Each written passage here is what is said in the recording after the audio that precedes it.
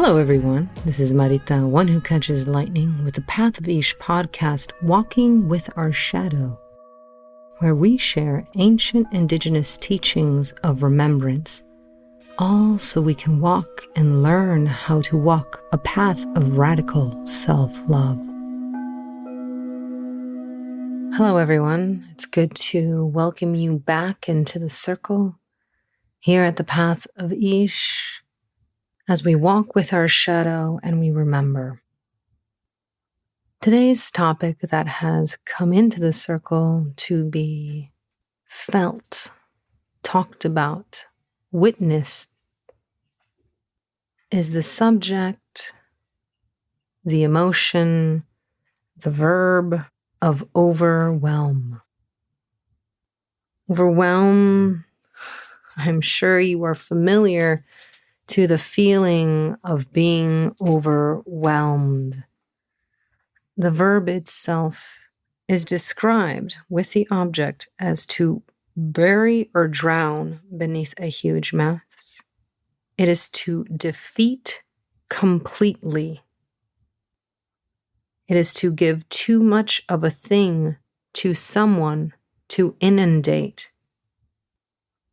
Usually, being overwhelmed, you have a strong emotional effect on something or someone. But the energia of overwhelm is to overpower, to defeat, to inundate.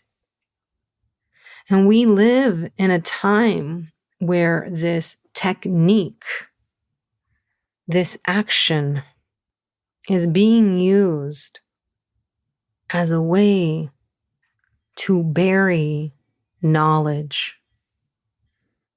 It is being used to bury your relationship with yourself, with information and misinformation and facts and checking on facts. And all of a sudden, we add speed to all of this. And we think that the faster that we get information, the more we know how to sort it out, reach the truth. And if we reach the truth, then we can feel safe and secure.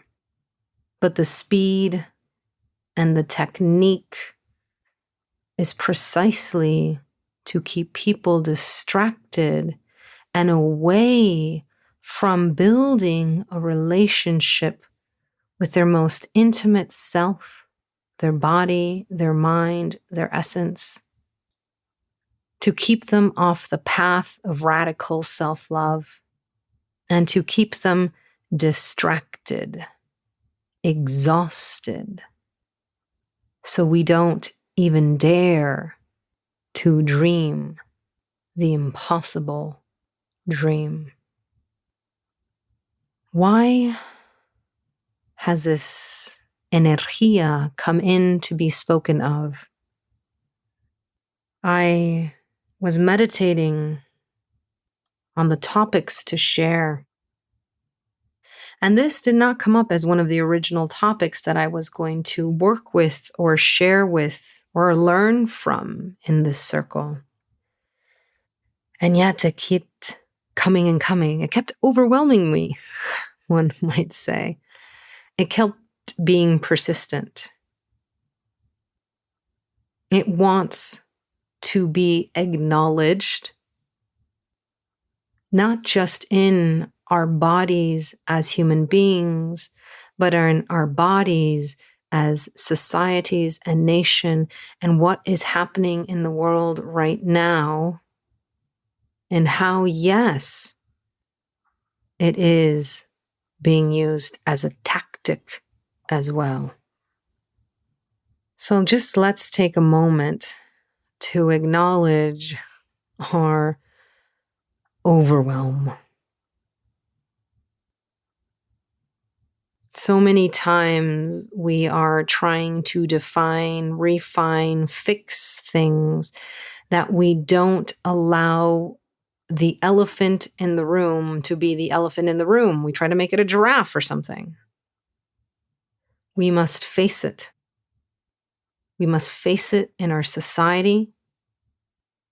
We must name it for ourselves, this feeling of defeat. As I say these words, check in on how you are feeling about these words. It's okay to feel defeated.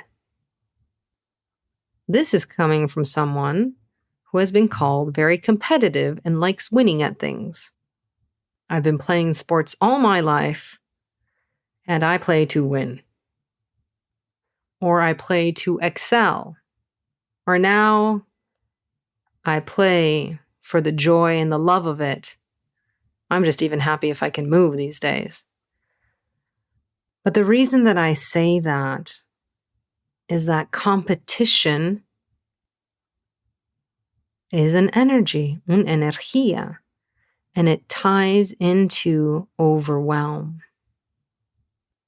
I've had to sit down with my competition and name it and find out why it is called competition. And is it really because I'm trying to defeat something?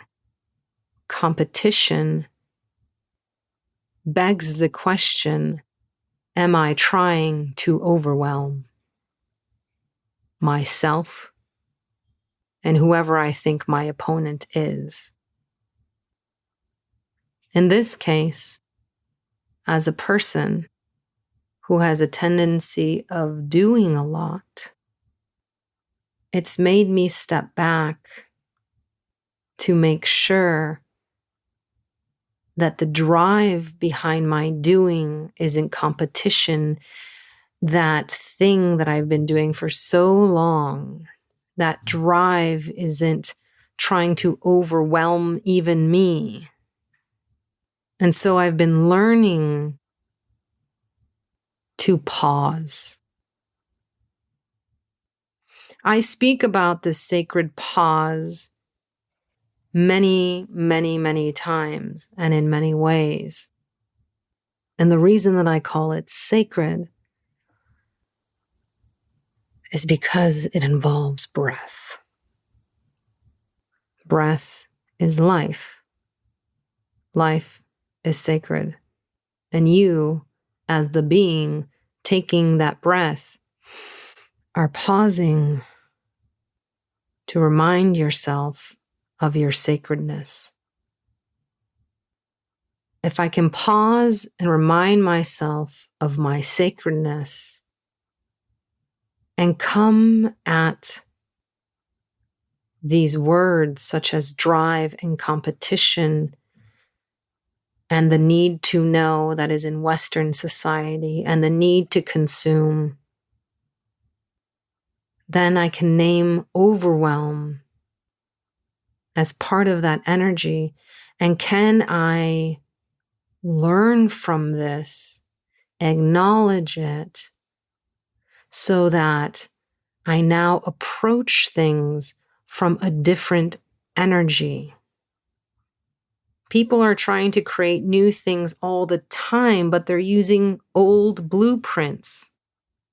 If your blueprint of doing in its nature has a drive, which has competition, it will have overwhelm as part of the mechanics.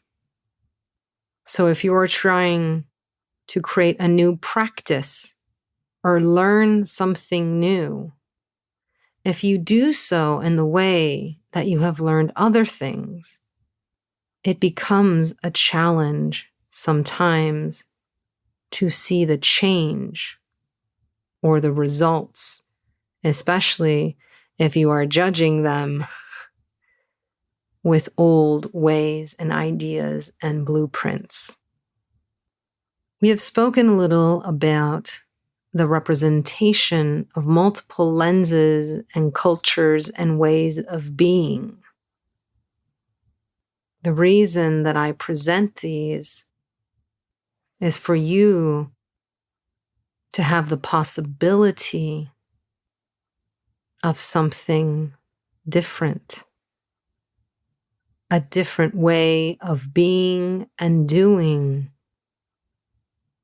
that might serve you better. So one of the things that I teach a lot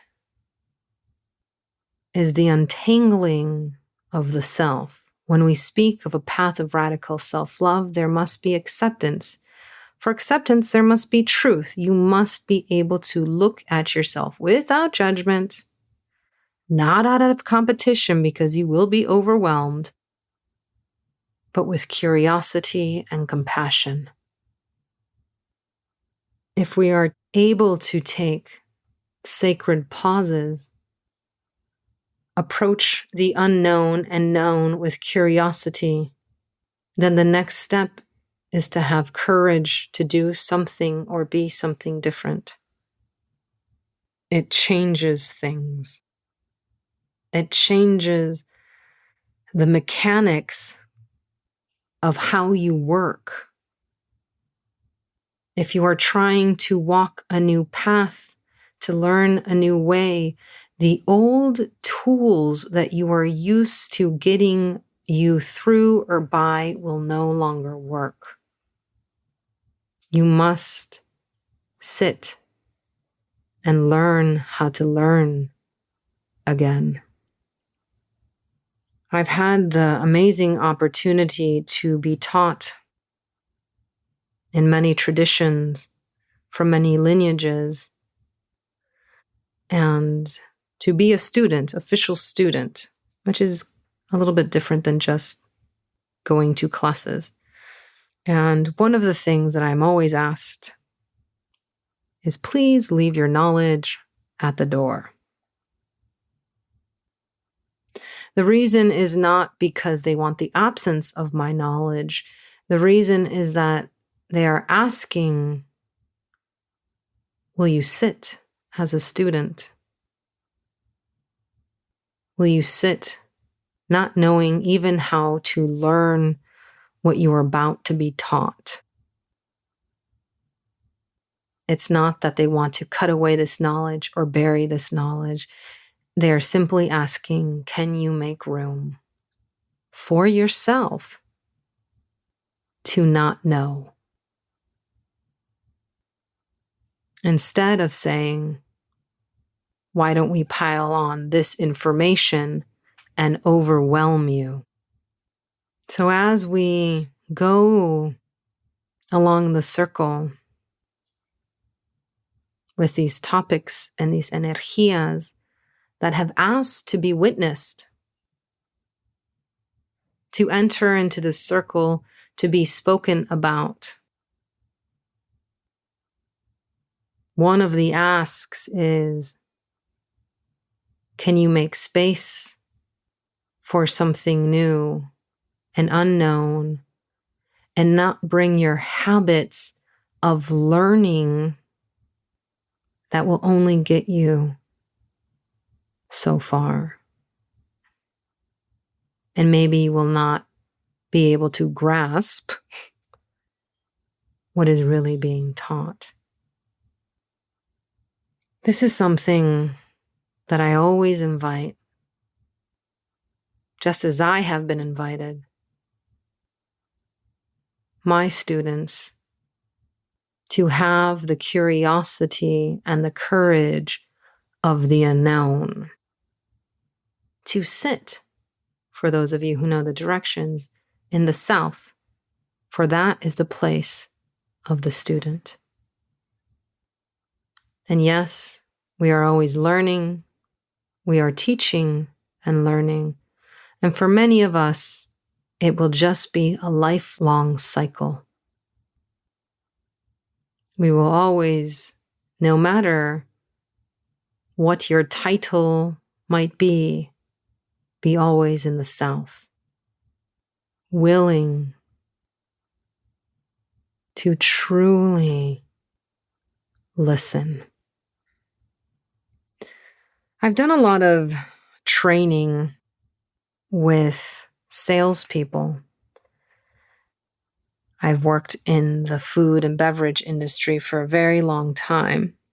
And so, whether it is a server or a salesperson, one of the things that I find curious about the position or the role is that the most successful ones are the ones who listen. They sit in that position of being open to not knowing what the answer is, even though they might have an agenda given to them, a purpose, whether it's collecting your food order or any kind of order and getting you the goods. I have seen people come in rushing with their agenda,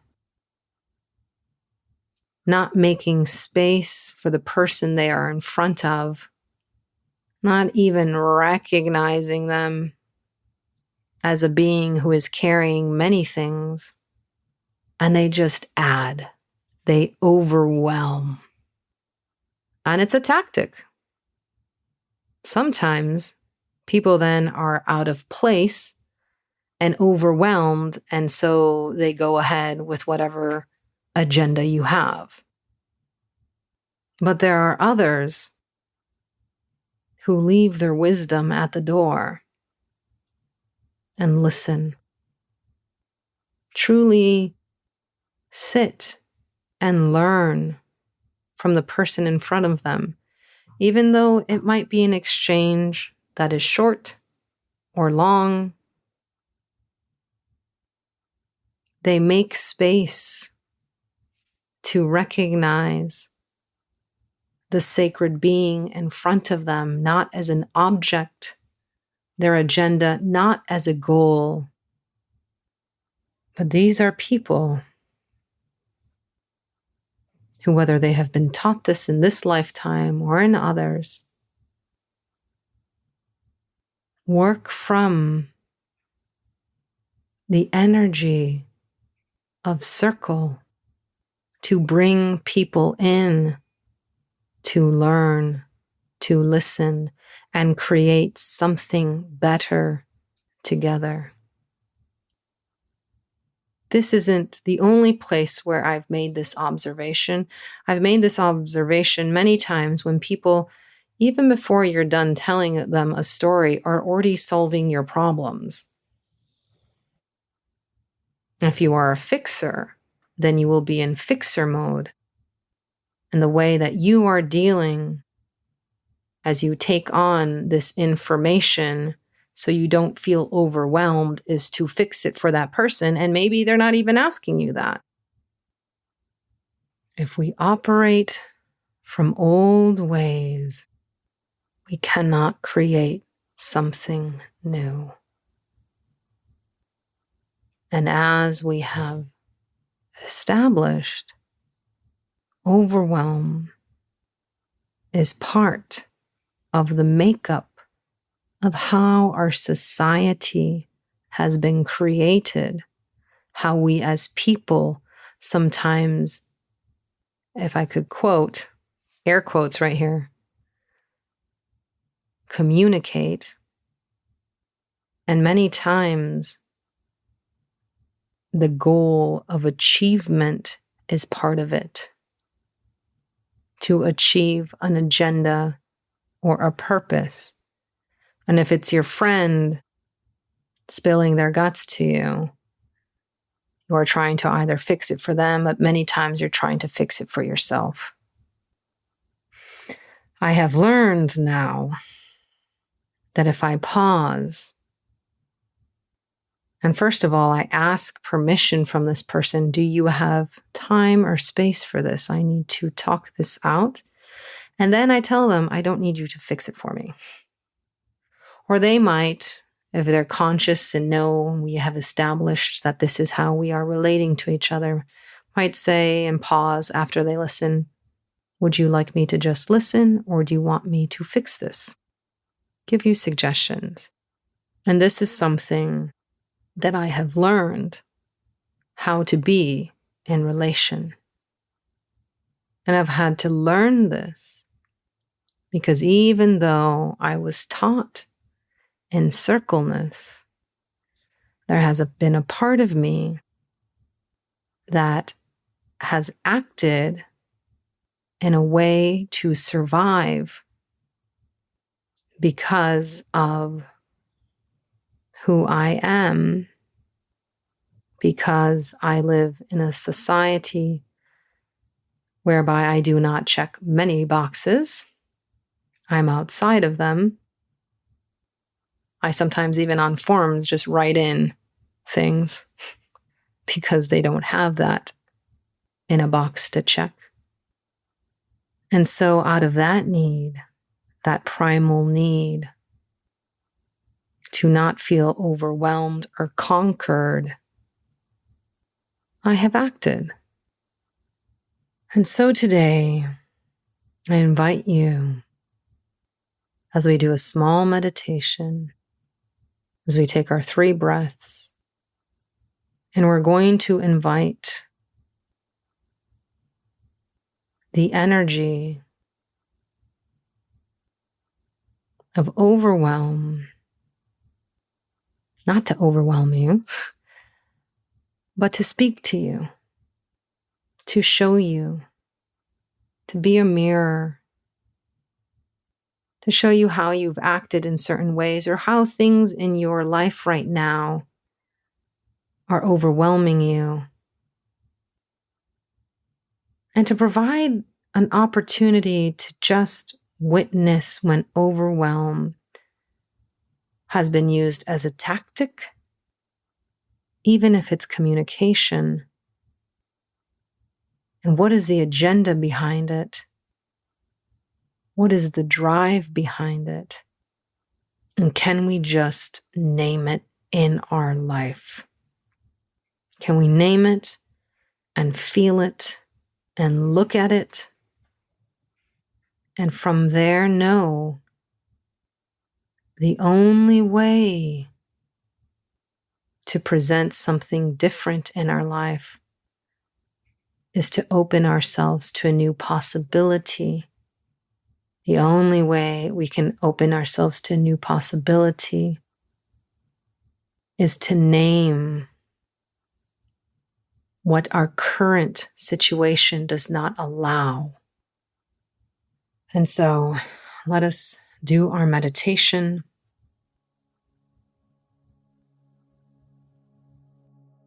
And let us take our 3 breaths where we call in our body, our mind, our essence. And let us begin now. Please sit in a comfortable place. Please allow your eyes to rest. If you feel comfortable closing them, go ahead. And if not, just hold a light, gentle gaze. Now take the time to settle in.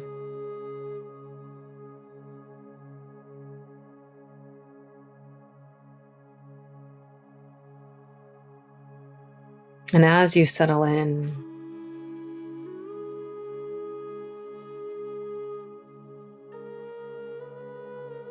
let us take our 3 breaths.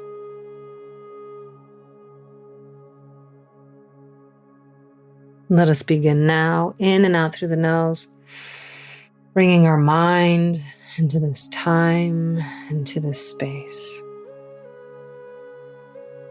2nd breath. In and out through the nose, bringing our body into this time, into this space. 3rd breath, in and out through the nose, bringing our essence into this time, into this place.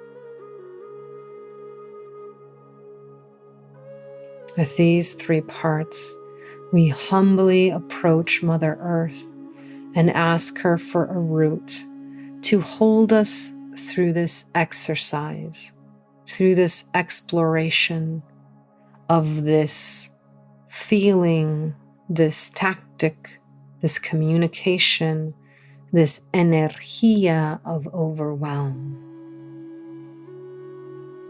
And so, as you know, when we do these, we do not drill down into Mother Earth. We accept the route that she gives us, knowing that it will match us and match what energy we need to be held as we do this.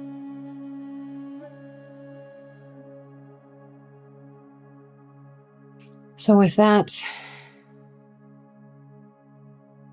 we turn to the directions and humbly approach the east and the energy of water.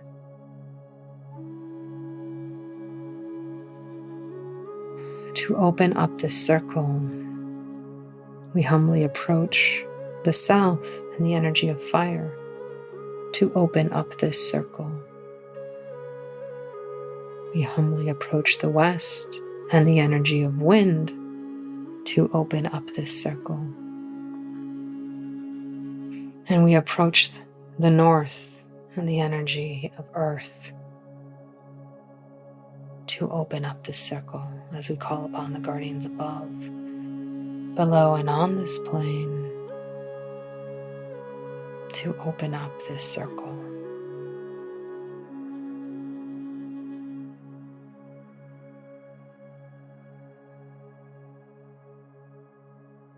And as the circle is open,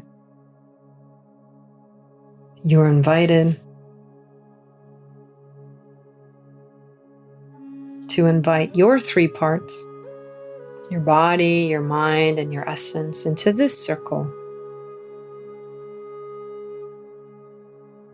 so they may have an opportunity to speak and you an opportunity to listen.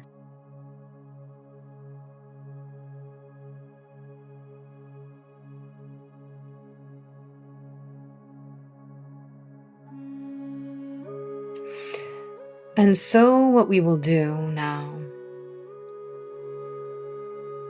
is bring this energia,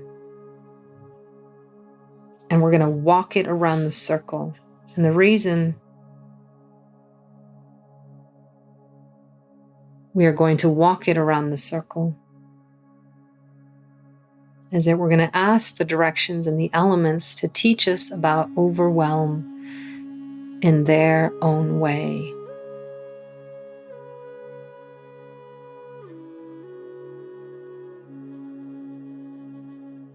And so as they teach us, and as they filter this information to us, we will not get overwhelmed. Very well then.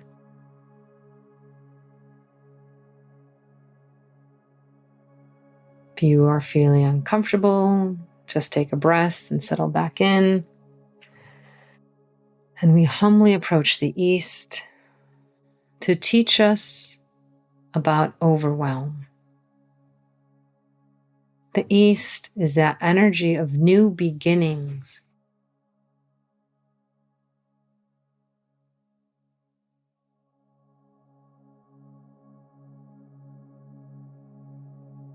How does Mother Earth teach us of new beginnings? How does she begin? And does she get overwhelmed?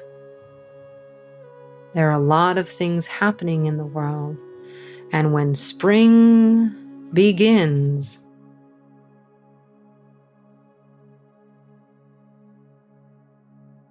everything starts. Everything is trying to birth itself. It could feel overwhelming, but usually we love spring. So how is it that this time of birth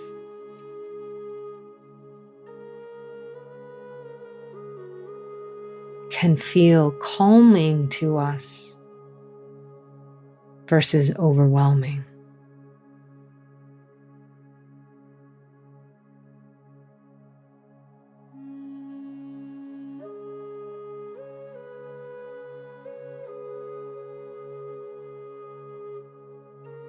And now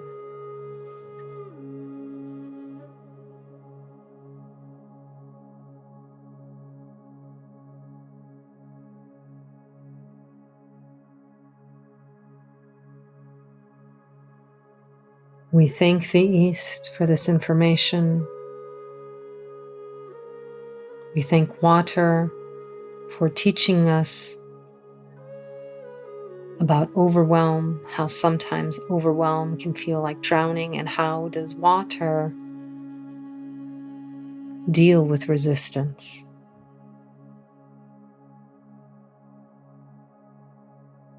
So now we humbly walk down to the south, and we ask South and the energy of fire to teach us about overwhelm.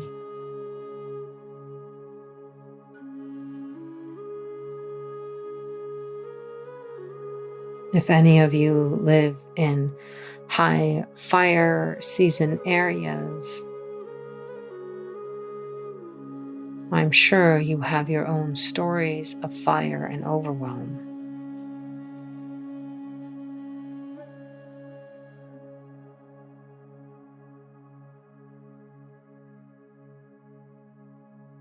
But fire can also teach us about balance. So how does fire deal with overwhelm?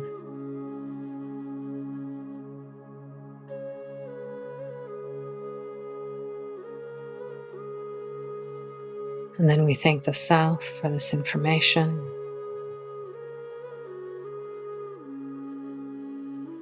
And with gratitude and thanksgiving, we go up to the West.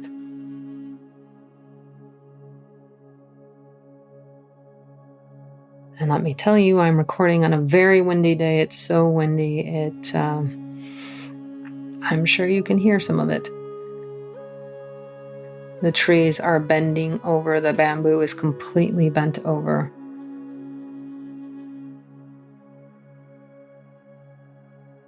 So here is a moment where the plant kingdom is dealing with the overwhelm of wind. So how do they deal with that? How does wind deal with overwhelm? How does it present it? How does it work with it?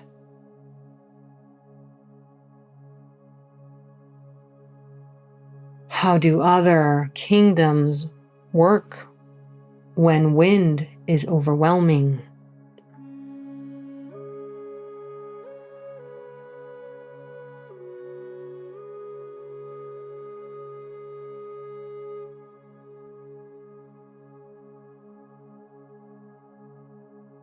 And with gratitude and thanksgiving, we thank the West and move up to the North.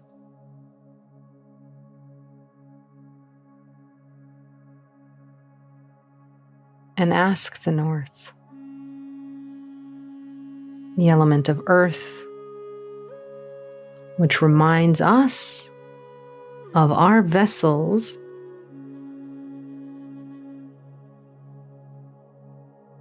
how does our earth, our body, deal with overwhelm? The overwhelm of information,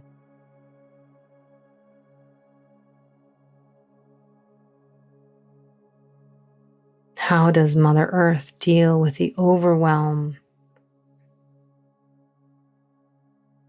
of the environment and the situation we find ourselves now in?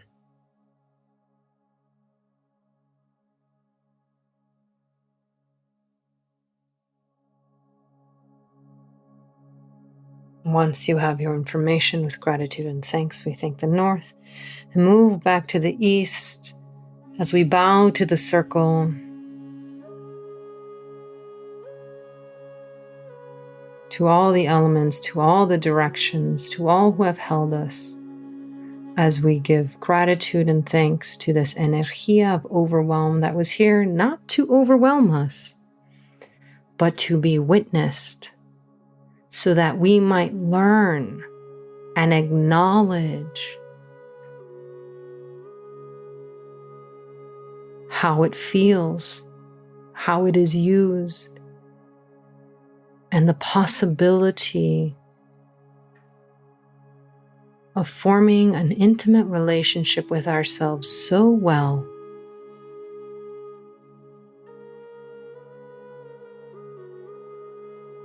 that we listen to ourselves so well and have such good boundaries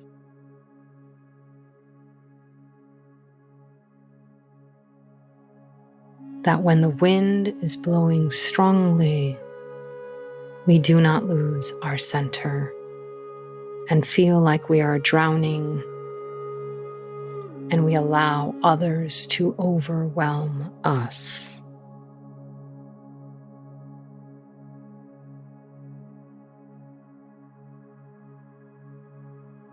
With gratitude and thanksgiving, we thank Mother Earth for holding us as we release that root. We take our 3 breaths in and out through the nose, thanking our essence for being in this time, in this place. In and out through the nose, thanking our bodies for being in this time, in this place. In and out through the nose, thanking our minds for being in this time, in this place.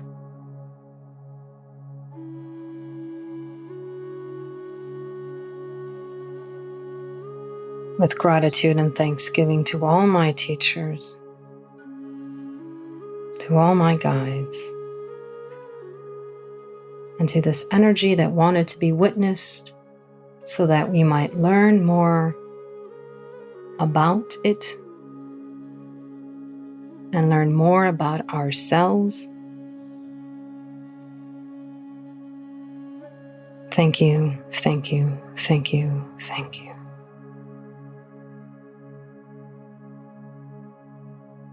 This circle, this meditation is complete.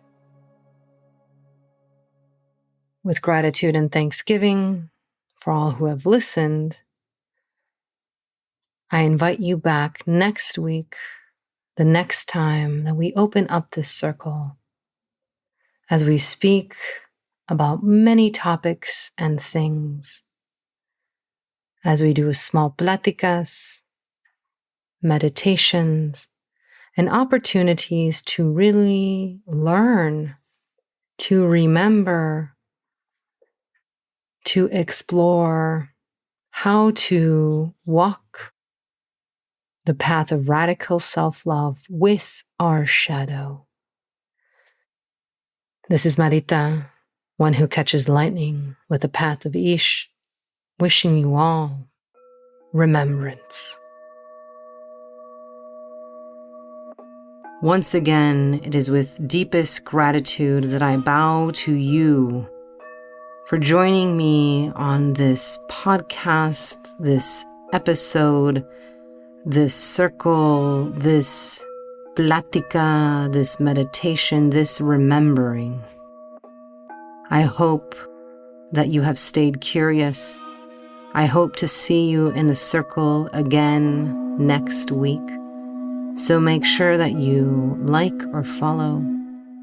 Until then, may you be blessed with abundance of peace and radical self-love.